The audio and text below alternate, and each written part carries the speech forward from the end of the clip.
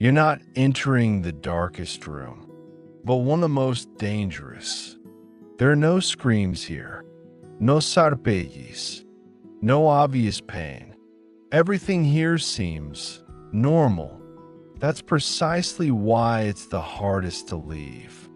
This is the room of relationships, the kind where people don't die immediately, they fade away slowly. You might think relationships are about love, about feelings, about intimacy, about choosing each other. But if it were that simple, this room would be empty. In reality, relationships are a place where two inner worlds meet, and very often two old fears. And if these fears are stronger than awareness, the relationship becomes not a union, but a system of expectations, a system of roles, a system of power, a system of silent agreements that no one ever spoke about out loud. You can love someone and still lose yourself in their presence, not because they're bad, but because you enter the relationship not as a whole, but as a seeker. Most people don't enter relationships to share. They come to fill a void, to heal an old wound, to receive confirmation, to feel significant, to escape loneliness. And as long as the relationship fulfills this function, it feels real, but the price is always the same. You pay with yourself, gradually. First you adapt, then you explain, then you justify, then you fall silent.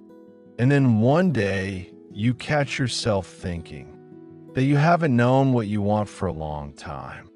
It doesn't happen suddenly. It doesn't look like a tragedy. It looks like a compromise, and then like a habit, and then like a trap. There are many people in this room saying the same thing in different words. I don't understand where I lost myself. They are sincere. They are not lying.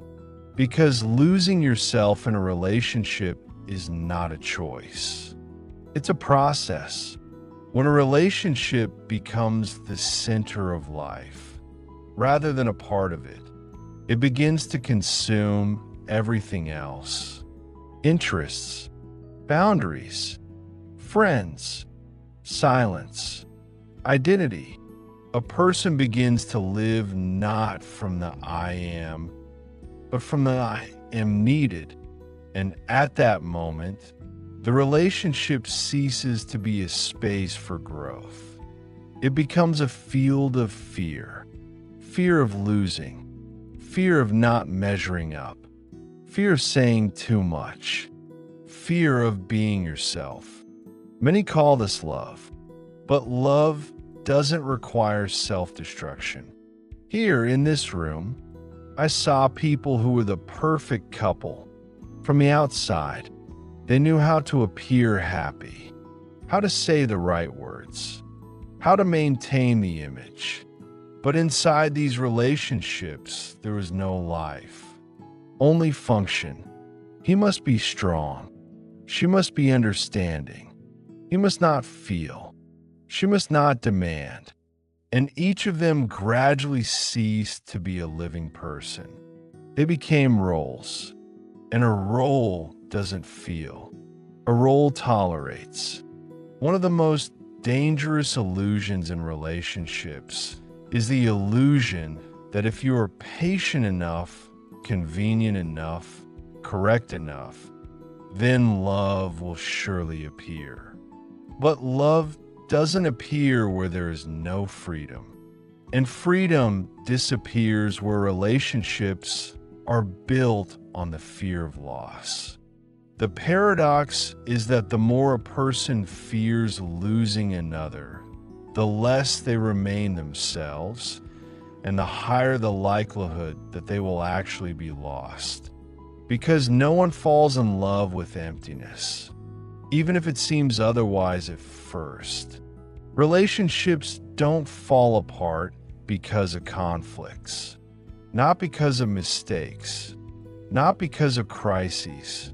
They fall apart when there's no one left to be there, when two people no longer meet, but merely serve each other's expectations, when instead of dialogue, there's guesswork, instead of intimacy, there's control, instead of honesty, there's fear.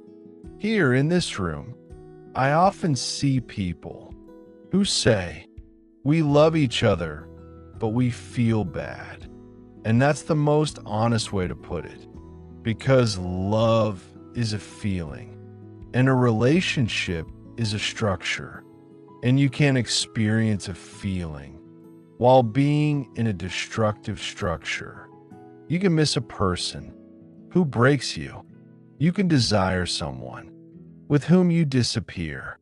This doesn't make you weak. It makes you a person with unmet inner needs.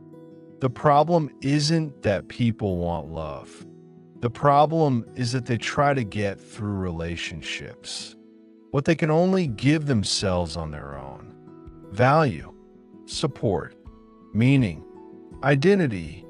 And when a relationship becomes the source of everything, it doesn't last, because no one person should be everything to another. This is too heavy a burden. There are no villains in this room. There are only people here who didn't know how to build intimacy without losing themselves. And if you're listening to me now and you feel tense, then some of this applies to you. Perhaps you've been putting relationships before yourself for too long. Perhaps you were more afraid of being alone than you were afraid of disappearing. Perhaps you called love what was fear. And if so, I don't judge you. I'm simply calling a spade, because leaving this room begins not with leaving the other person, but with returning to yourself, with the question, who am I if I take this relationship away? If the answer scares you, it means you've gone too far. But the good news is, as long as you realize this, you're still here. Relationships can be home, or they can be a cage. The difference isn't love. The difference is whether there's room for the real you in them. And before entering into another relationship or continuing the current one, a person must do one thing: stop using the other as a means of salvation. Love is not salvation. It's a meeting, and a meeting is only possible between those who already exist. You can stay here a little longer. Look at the walls. Find out exactly where you began to disappear. But remember, this room is not closed. And if you ever feel that around someone you have to shrink, be silent, endure, hide yourself, then you're standing at her door again. And now you know that this is not love. This is a signal